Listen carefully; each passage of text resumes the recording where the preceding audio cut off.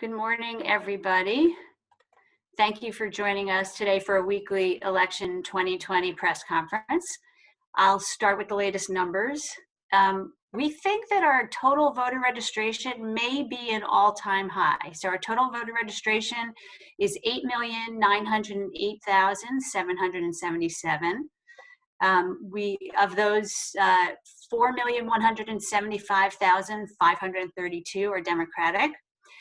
3,459,627 are Republican, and 875,191 are no affiliation or independents, and 398,427 are other.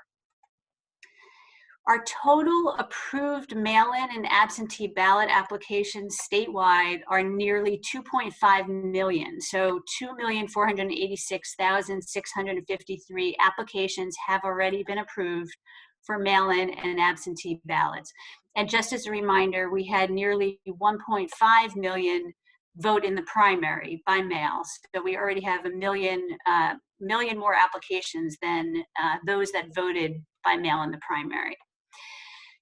Total number of ballots that are in the process of being mailed, either they've already been mailed or they're about to be mailed, are 2,378,000. So about almost 96% of those ballots applied for are in the process of being mailed. And that includes more than 60 counties across the Commonwealth that have already gotten their ballots in the mail stream or expect to be in the next day or two. So far, the number of ballots that have been returned are 92,747, so a little under 4%. Just a little information about county election offices, satellite county election offices and drop boxes. About 18 counties expect to have or already have at least one secure drop box installed in their county. Of those, most have 5 or fewer drop boxes. And approximately 7 counties have opened or will soon be opening satellite county election offices to allow in-person services in more communities and early voting services by mail-in ballot. Okay, so some issues that have arisen in the last week or so. So I'm pleased to report that all of our online voter registration and election applications are again fully operational after the outage that began late Saturday and ended very early Monday morning. As I think you all know, multiple state agencies were impacted by this outage, which was caused by an equipment failure at a facility managed by Unisys for the Commonwealth. There's no evidence of malicious interference. Our votespa.com site was still available throughout that outage, so Pennsylvanians were still able to have access to download and print paper voter registration forms, mail-in ballot applications, other election forms and applications. And we also continue to maintain throughout our toll-free number, which voters can call at any time if they don't have a computer or a printer, or if they just don't feel like going online. They can call 877-VOTES-PA and request that an application be mailed to them. Counties also throughout that period, for most of that period, that had satellite election offices open on Sunday, were still able to process early voters for most of the day. They had access to our voter registration system and were able to maintain the ability to continue to process registrations, mail-in applications, ballots, and so forth via alternative processes, as well as to continue to generate reports and export data. So the counties continue to have that ability throughout most of Sunday. And then, of course, since about 7 a.m. on Monday, everything has been back up again. Again, we have no evidence of malicious interference and no data was lost. That's continuously backed up all the time. Okay, a lot going on the legal front. And of course, you'll probably find most legal filings online, but if you need anything, let us know. So kind of the most active things right now, the Department of State filed a motion for summary judgment in the case brought by the Trump campaign and others in federal court, and we're advocating that all their claims be dismissed. The federal court has indicated, I think as of yesterday, that they will decide this case on paper alone, so there'll be no hearing in that matter. The department also over the weekend filed, or maybe that was Monday, think it was Sunday night, department filed a King's Bench petition with the Pennsylvania Supreme Court asking them to issue a declaratory judgment that mail-in and absentee ballots may not be rejected or challenged due to a person's signature variation over time. The Pennsylvania Supreme Court has asked for initial responses by noon today, I believe. So we expect that that decision will be, turned around quite quickly, processed quite quickly. We also filed an opposition to the Republican Party's request to the United States Supreme Court to stay the Pennsylvania Supreme Court decision allowing mailed ballots to be accepted if postmarked on election day and received by 3 days afterwards. So we've asked the U.S. Supreme Court to deny that stay, but that if they do accept the case, that they decide it as soon as possible. Okay, so I expect those cases to have quick changes every day, probably. We'll keep you posted. Okay, I know a number of people are asking about poll watchers and voter intimidation. So yesterday, the Pennsylvania Department of State issued poll watcher guidance. We sent it around to the counties and we posted it on our website. It basically says poll watchers may only be designated as specifically permitted by statute. And that involves advance designation by parties, by candidates, and official county credentials. And again, I think we talked about this last week. That usually happens a few days before Election Day. And poll watchers and party representatives have no legal rights at county election offices or drop-off locations or any of those sites. They only have defined statutory rights at polling places on Election Day and for the count and canvass. We also wanted to include information in that guidance about intimidation, voter intimidation. So poll watchers and nobody else may engage, attempt to influence or intimidate voters or otherwise interfere with or impinge on the orderly process of voting. Voter intimidation and threatening conduct are illegal under both federal and Pennsylvania law.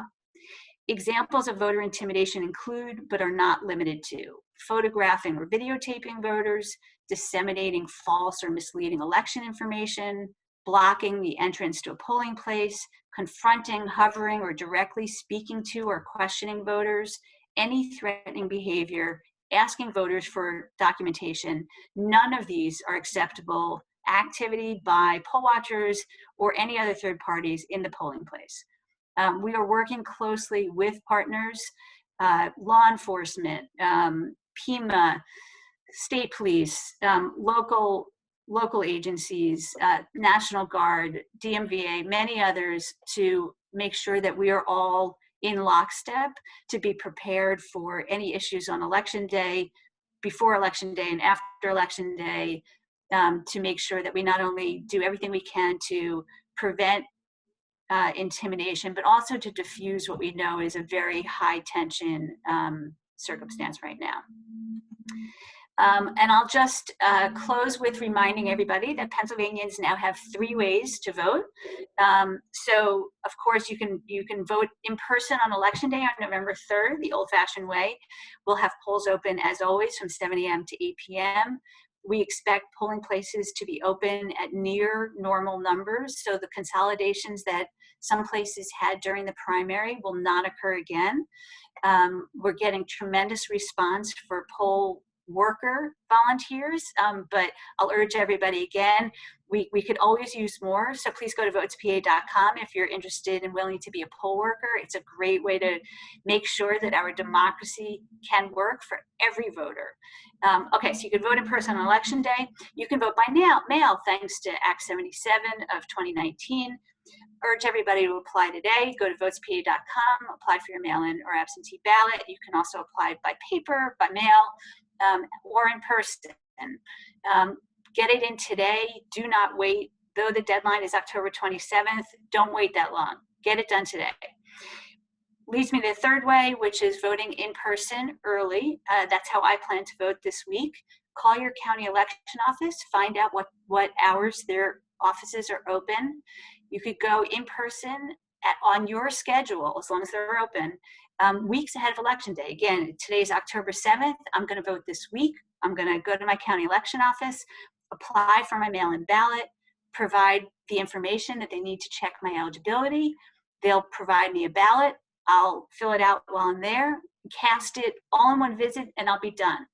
So, and last reminder, I want to remind all voters, do not keep your ballots naked. Make sure they're clothed. Make sure when you're casting your ballot by mail or in early, after you fill out your ballot, put it in the inner white secrecy envelope, seal it, and then put the entire inner white secrecy envelope in the outer envelope.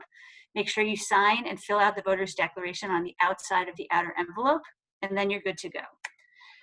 And now I'm happy to take any questions. Thank you, Secretary. A couple of things on the questions here. If you responded on your RSVP that you'd like to ask a question, I'm going to do my very best to get to as many as we can. I do ask that you please limit yourself to one question. We have a lot of people who have questions for the Secretary. We're going to start with Lucy Perkins from WESA, and then we'll have Mark Scalfaro, AP, on deck. Go ahead, Lucy. Hi, Secretary. Thanks for doing the call. I was just wondering about poll worker training. Are there requirements for, specific amounts of time that counties are required to train poll workers, and how does that vary across the state? I've been hearing that there are, several hour-long trainings here in Allegheny County, but that there may be online video trainings for Philly poll workers that are shorter. And I'm just curious about that. Thank you. No, thank you. There are variations, and I see Deputy Secretary Jonathan Marks. Would you like to weigh in on some of how it's done in Pennsylvania and some of what we're doing at the Department of State to make it easier for counties and to supplement that training?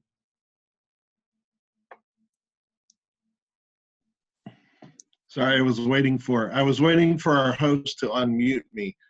But yes, the training of poll workers is the responsibility of county boards of elections, and it does vary, from county to county, depending on, you mentioned sort of video training. Obviously, the way counties train poll workers has changed quite a bit this year due to COVID-19. A lot of counties quickly put into place sort of remote training options in the primary because they couldn't bring large groups of poll workers in for in-person training. And it will also vary depending on the type of voting system that a county is using. There are certainly the statutory requirements, checking in voters that are all uniform from county to county, but there are different types of voting systems, and how the poll workers use them, how they interact with them, is going to vary from county to county.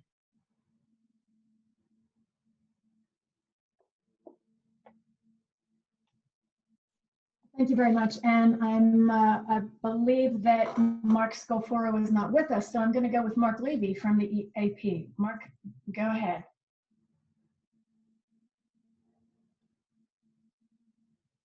Hi, yeah, can you hear me? It's faint. I guess I have sort of an open-ended question. Interested in what problems are you seeing counties having administering the election? For instance, are they able to recruit the people they need to open all the polling places, all the election office workers they're going to need to handle all the mail-in ballots? Are they having problems training them? Anything like that out there that you're seeing right now?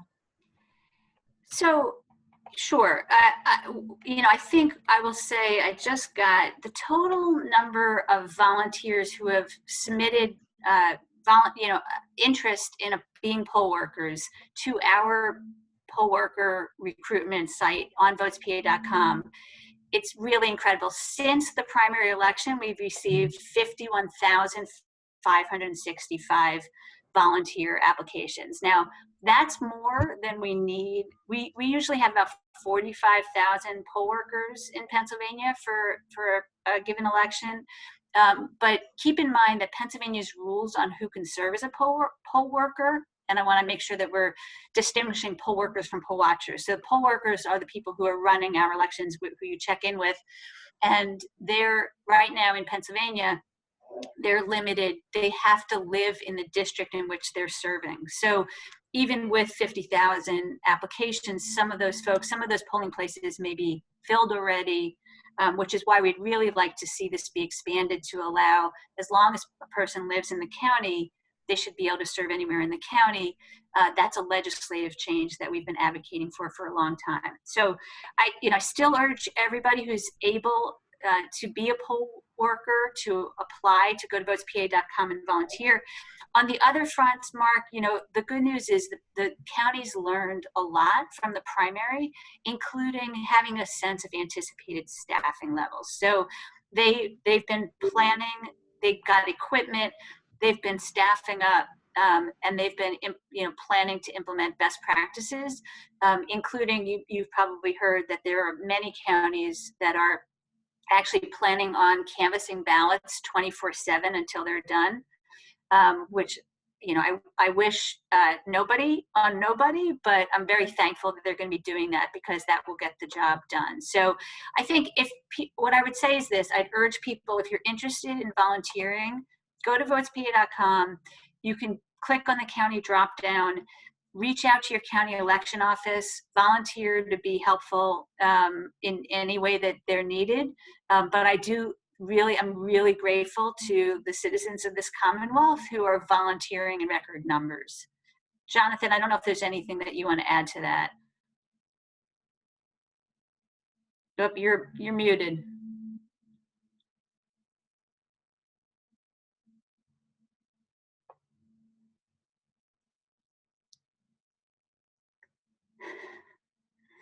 Technology.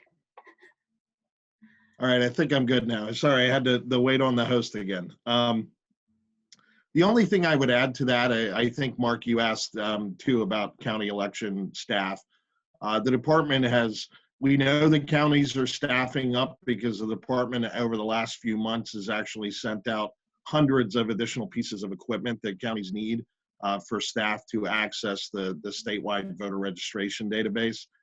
So, that's how we've been supporting that effort, and the counties have been bringing in the additional staff they need to process all the voter registration applications, the absentee and mail-in applications. And as the secretary said earlier, counties have already gotten over 2.4 million applications. They processed the overwhelming majority of them, and they're sending those ballots out in the mail as we speak.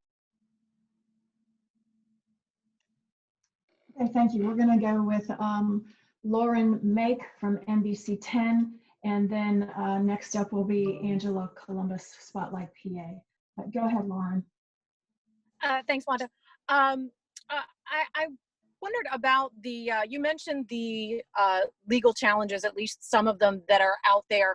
Do you have concerns that voters might send their ballot in, and that because of legal challenges about things like the drop box and the location that they used, or the satellite office, that there may be a situation where votes that are cast in a certain manner are invalidated? Do you have any concerns about that? So most of the issues that remain aren't those types of issues. So for example, the one that's pending before the U.S. Supreme Court is, about the date beyond Election Day that ballots may be accepted. And so that won't impact anybody yet. Yeah, we want every legal case decided yesterday for sure, and we have every indication that the courts are moving them at their highest capacity, fastest capacity. But the Pennsylvania Supreme Court, in their decision several weeks ago, really established most of those issues. So for example, naked ballots, I don't expect that to change. Drop boxes they established as a right. We have high confidence in our ability that case is going to be the final answer on most things. But of course, we'd rather them to be decided, all the remaining issues be decided as soon as possible. So we're pushing that.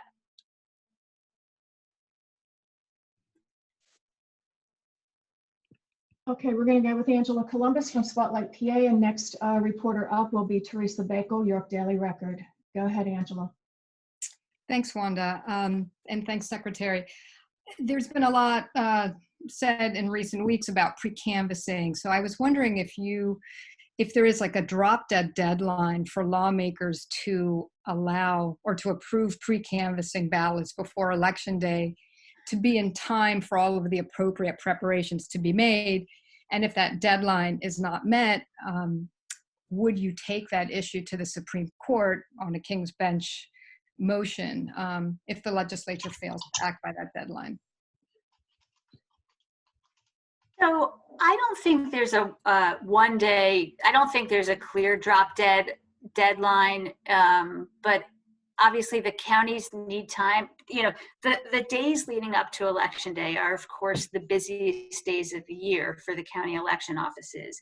And it's why we've been advocating for this change for months. I mean, really since the beginning of the year, as soon as we saw the numbers of ballots that were coming in, or ballot applications that were coming in, we started pushing for 21 days to give the county sufficient time.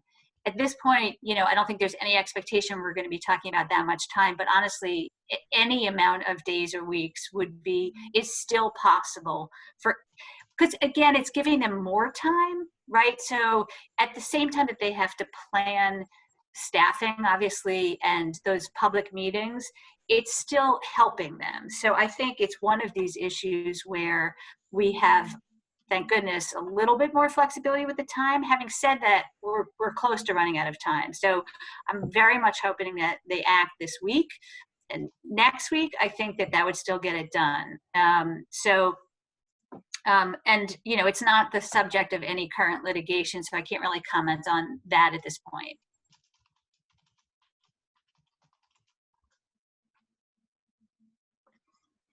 Okay, we're going to have Teresa Bakel from New York Daily Record. Next up will be Tom Shortell, Morning Call. Go ahead, Teresa. Thank you. Good morning, Secretary.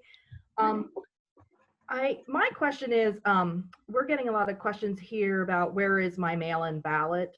We know one county has not mailed out yet here. I'm told that they're supposed to go out today.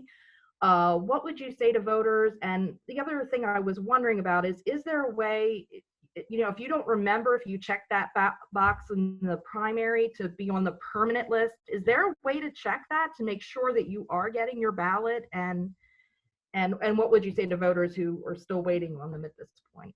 Yeah, no, great question. So so as I said, the overwhelming majority of counties have gotten their ballots in the mail or are getting them in the mail in the next 2 days or so. So I think that question is going to resolve itself very quickly. And, you know, I think, what did I say? Something like 95%, 94 or 95% of the ballots are already being processed or in the mail already. I know within the last day or so, I know Dauphin County ballots hit mailboxes in a lot of places. I know people started getting Cumberland County. For those, that's just local. But a lot of the counties have already sent them out. So voters should be patient. You should be getting them any moment. For checking, yeah, it's a great question. So, because I get this question a fair amount, that people don't remember whether they asked to be permanent annual mail-in voters or not. You could go to votespa.com. There's a ballot status tracker.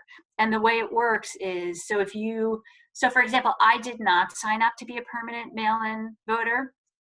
So if I plug in my name and information, it will say voter not found, because I've neither signed up to be a permanent voter nor have I applied yet this year, because I'm going to do that in person this week. For those who have checked the box and did sign up to be a permanent annual voter, it will say pending in their application or in their ballot status. And as soon as the ballots are mailed, there's also going to be a field that shows date mailed. So they'll also get to see that. And then when they return the ballot, it will show date received in the other direction, that the ballot's been received by the county. So they can also call their county election office. Again, if they go to votespa.com, we have county drop downs with contact information for every county in the state. And they can call if they have any questions. They should not hesitate to call, or they could call our 877 number, 877 votes PA, 877 votes PA, and we're happy to provide them information as well. We have Tom Chotel from the morning call, and next up will be Emily Previty, WITF. Go ahead, Tom. Thank you. Yes, Secretary, you had spoken to the morning call before about the about reporting results and getting both mail-in, absentee out quicker. You talked about changing how that process works. That's partly a county initiative, like they need to be on board with that. Where do things stand on that front in terms of getting the both counts out at the same time, as opposed to, because the demographics could cause wild swings in the count? Right. So you know, just by the function, but just by the nature of the fact that we never had many absentee ballots, it was not identified as a separate thing on the election night reporting. So we're changing the way that the counties report it to us, and the way that we report it on our election night reporting sites. And we're going to have a supplemental site. So we're still working through the details. So we'll provide more information to you as we have it. But basically, the counties are going to be identifying what votes are coming in from mail-in and absentee ballots, and what votes are coming in from in-person ballots. And you know, and so that will be, and so it'll all be trackable, because we have data, of course, that shows, as I mentioned earlier, how many applications have come in, how many ballots have already gone out. And then once ballots start coming in, we'll be able to see the total universe broken down by county of the mail-in and absentee ballots that have been cast. So as the counties are then reporting what they've counted so far on election night, you'll be able to, you know, track what's left, if that makes sense. So you'll both be able to track what's left on the mail-in and absentee front, you know, parallel to seeing what's coming in on the in-person. So still working at the details. We will be sharing all that information as it becomes more firm, but there will be both identified. Okay, we have Emily Previty from WITF, and then after that will be Barbara Miller, Observer Reporter. Emily, go ahead. Hi, it's been reported that a relatively high number of election directors have left within the past year or so, and I was just wondering whether the Department of State, what kind of support or assistance it's provided to counties, if any, to help them fill those vacancies, and maybe guidance for the new election directors to get them up to speed. Yes, so I'll answer some, and then Jonathan, I may kick the latter part of it to you. Look, Pennsylvania has seen more changes to how we vote and how we run elections in this Commonwealth in the last year and a half or 2 years than we've seen in over 80 years, like this century. So it's been a lot. It's been a lot for all of us, right? We have new voting systems in every one of 67 counties.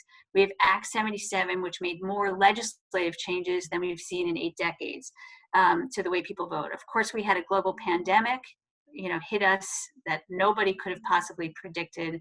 And then on top of that, there's extremely high levels of tension and civil unrest in some communities. So the county election directors are a phenomenal group of dedicated civil servants who don't have enough funding, aren't paid enough, and you know, every opportunity that I have to the counties, to the county leadership, to make sure that they know how hard their teams are working and that they need to support them. You know, I take every opportunity I possibly can to do it, because the county election directors are doing a phenomenal job.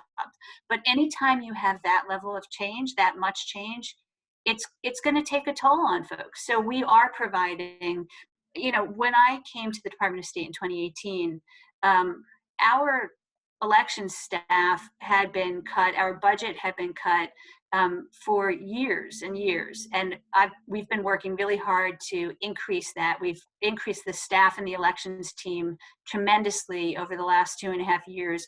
We have liaisons that are assigned to every county who are working to make sure that we provide all the information, and particularly to the ones with new staff. Jonathan, I don't know if you want to talk about some of the efforts we've done with new staff and helping them through that. Sure. I think, Secretary, you made an important point.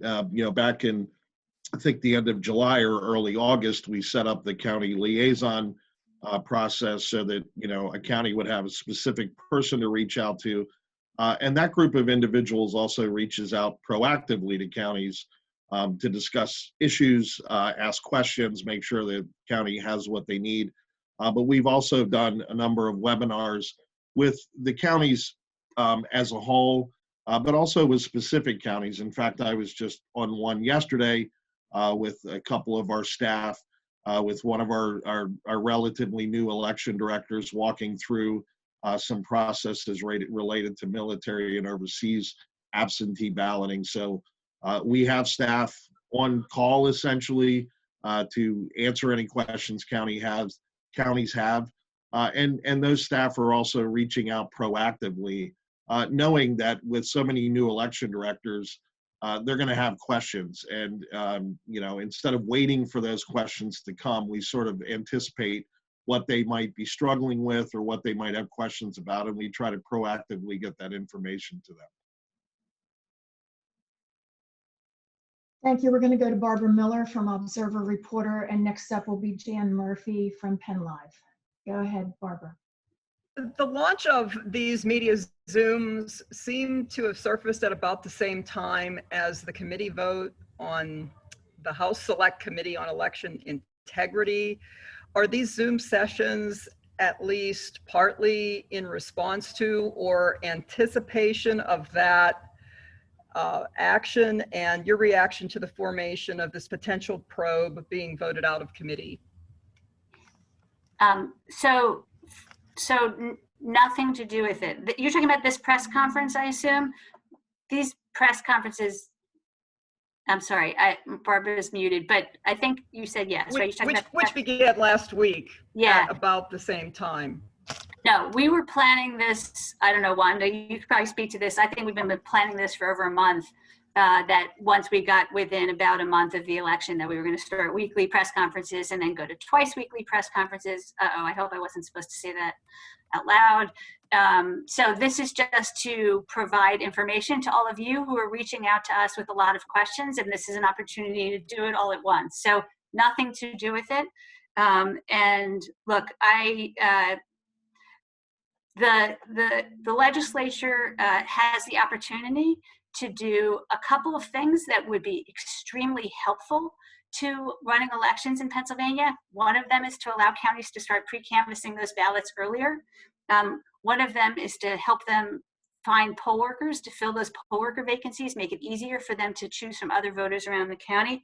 There's a lot of things that they could do to actually make it easier to run elections in Pennsylvania, and that's what we're advocating for.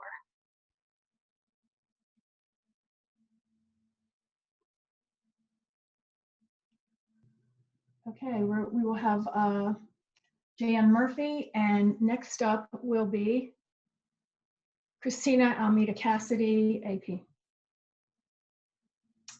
Go ahead, Jan.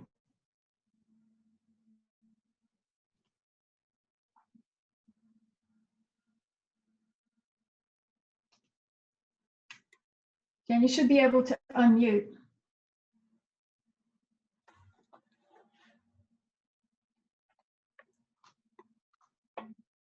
Hello, Jan. Okay, let's move on to Christina Almeida Cassidy. Go ahead, Christina. Jan said it's not letting her, for whatever that's worth to you. Sorry, Christina.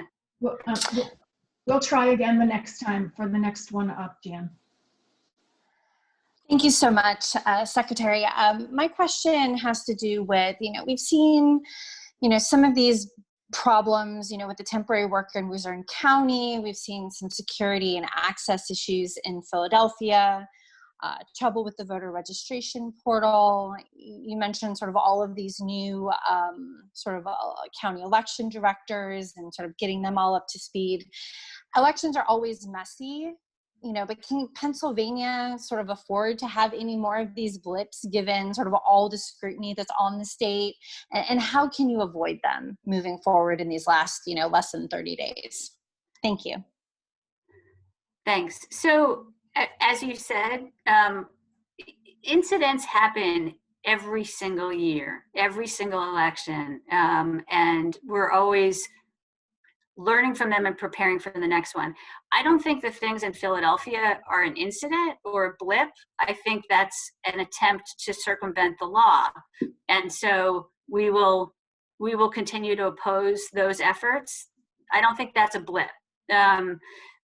There's the technology equipment issues. That's something that we are constantly battling. And so, and that's all of us in our world all the time. We are doing everything we possibly can to make sure that this never, ever happens again. But you've seen it in other states. Florida had a technology issue this week. It's been in other states. There were issues in the primary. I'm not, we know that there are consistent challenges, and the more volume you have, the more that draws on a system. The issues that happened over on Sunday were not a volume related issue, so that was very, very specific. But I am constantly in touch with the Commonwealth CIO, with the CISO, the Commonwealth Information Security Officer. They are both strong partners. They understand the critical importance of this, and we will work for that every single day. The other things, look, we can increase support. I know Jonathan talked about, we've increased our webinars, we've increased our hands-on training, we've increased our liaisons being in contact with their counties all the time. We've increased our staff. We actually increased funding to the counties and on behalf of the counties. So we got 2 pots of federal dollars, as you know, earlier this year. We have allocated $13 million of that to the counties so that they can staff up, they can get more equipment. We've increased our hours of support, so our IT support for our voter registration database. I think, Jonathan, correct me if I'm wrong, that's going to include evening and weekend hours. Is it 24/7, or it's close to, there's at least somebody on call 24/7? Correct. Yeah, there will be at least on call, but we also have expanded the normal help desk hours so that counties can reach out after hours when they're working overtime to request assistance from our help desk.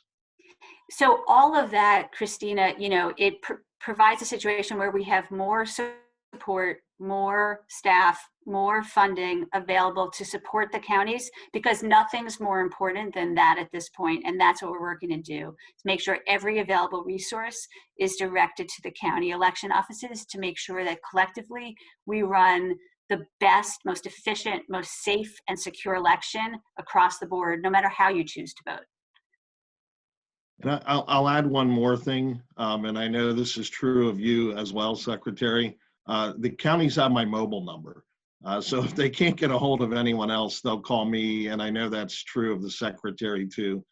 They know how to reach out to us, and if all else fails, they can call me, they can call the Secretary, and we'll make sure they get what they need.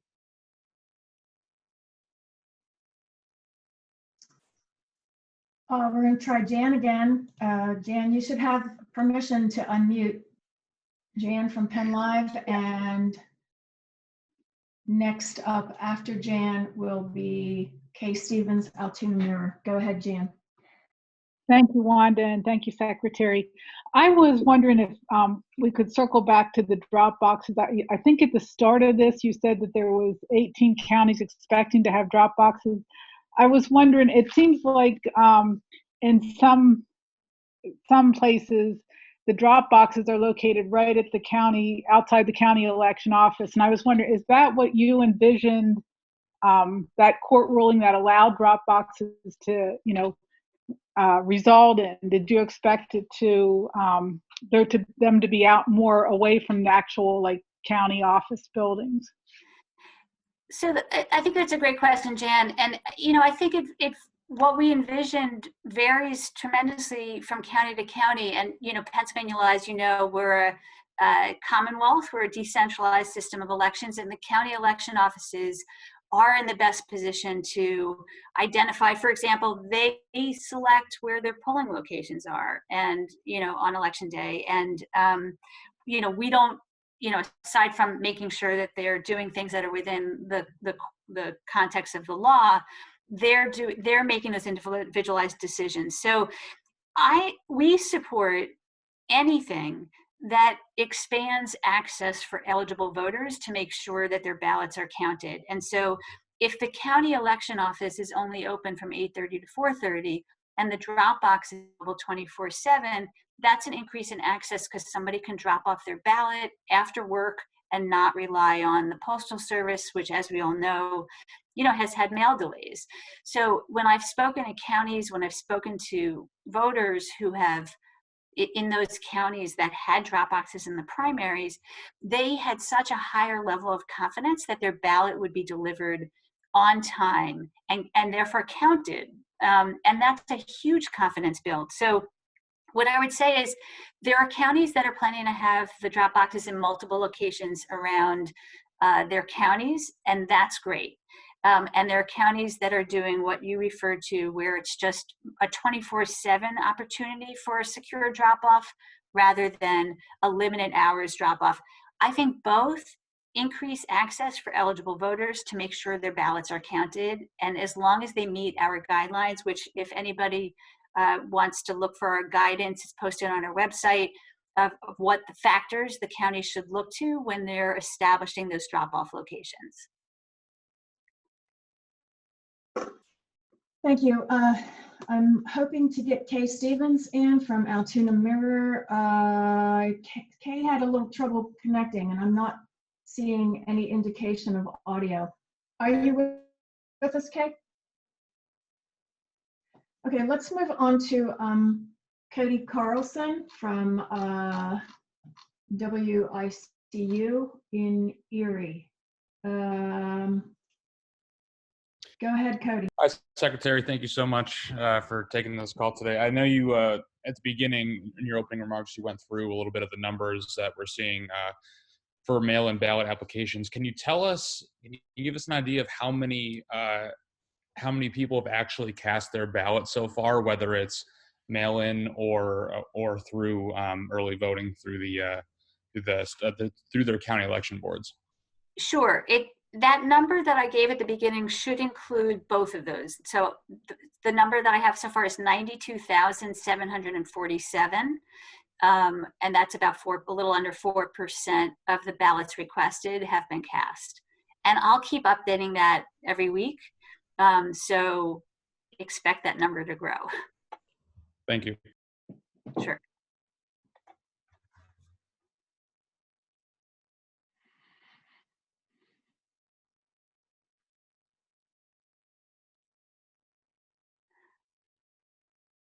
Wanda, you're muted in case you're speaking. I'm sorry.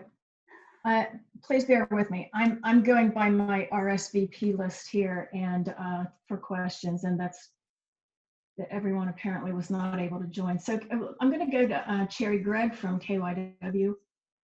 Cherry, go ahead. Yes, thank you so much, Wanda. Thank you, Secretary.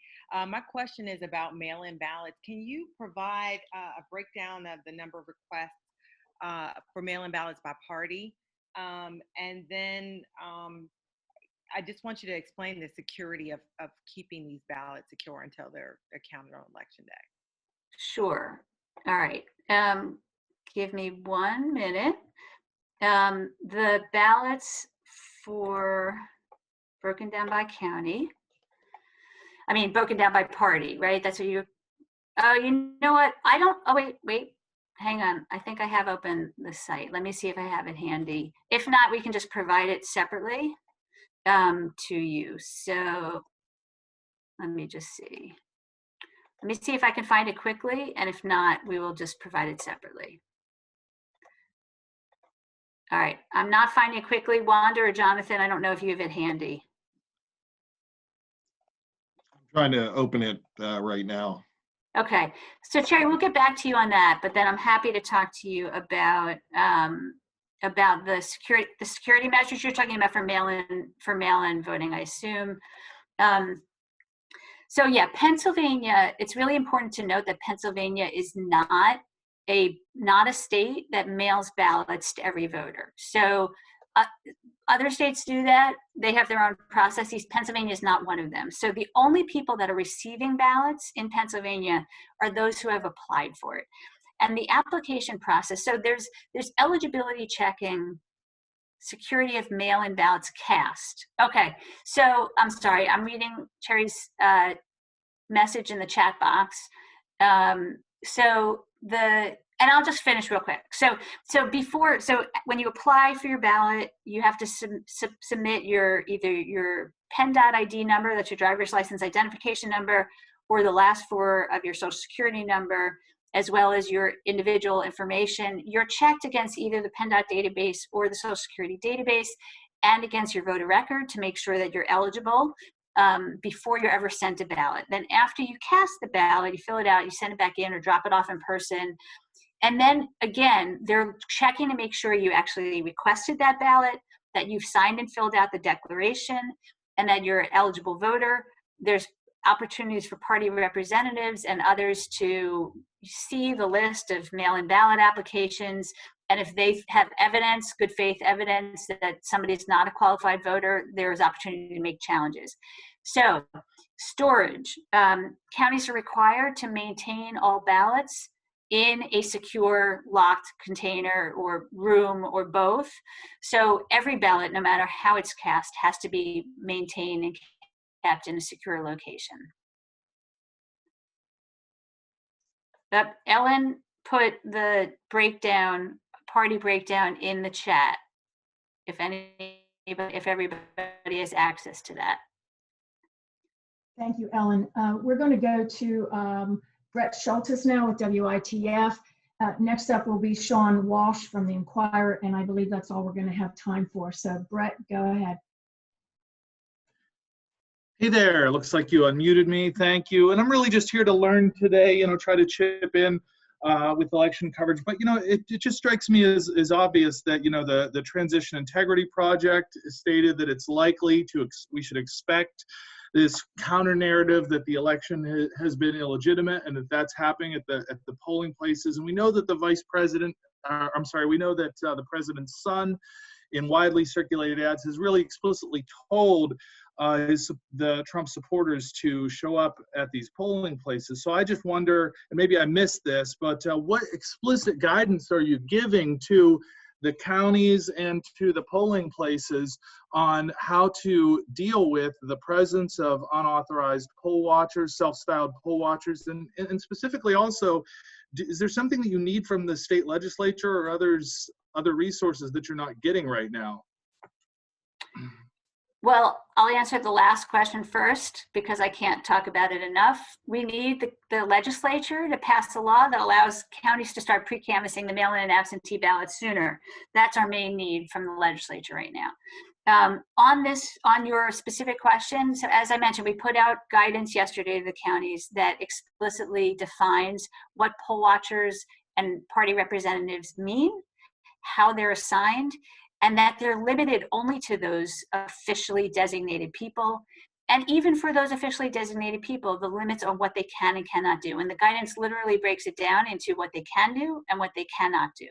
So there's that.